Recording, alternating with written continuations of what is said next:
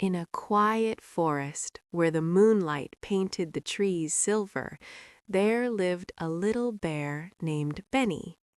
Benny was soft, round, and very kind, but he had one big weakness: honey. Benny loved honey more than anything else in the world.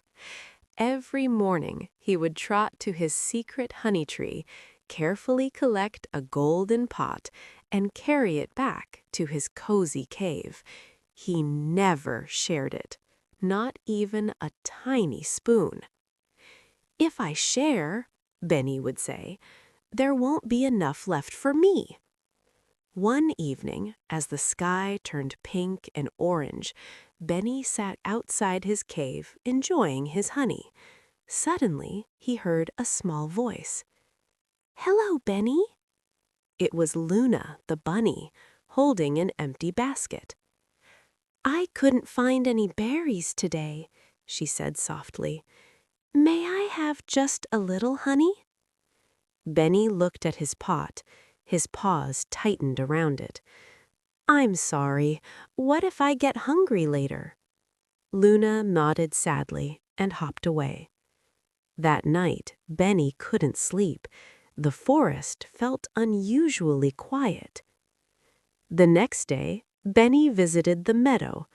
Oliver the squirrel sat under a tree, his tummy rumbling. "I lost my nuts in the rain. Do you have anything to share?" Benny shook his head again. When the sun set, Benny noticed something strange. The forest didn't feel warm anymore. No laughter, no friendly voices, just silence. Feeling lonely, Benny walked to the old oak tree where Grandma Owl lived.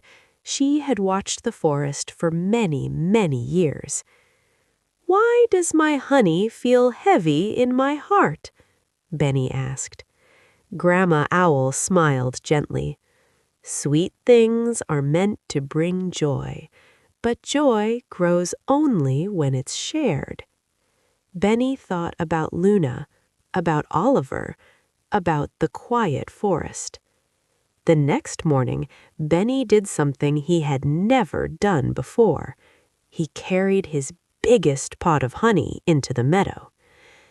"Everyone," Benny called out, his voice trembling, "I want to share." Luna's eyes sparkled.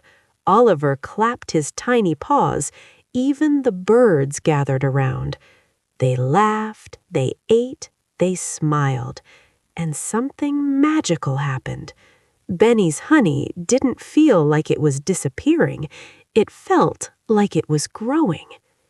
That night, Benny returned to his cave with an empty pot, but a full heart.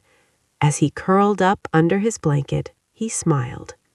From that day on, Benny still loved honey, but he loved sharing even more. And the forest was never quiet again.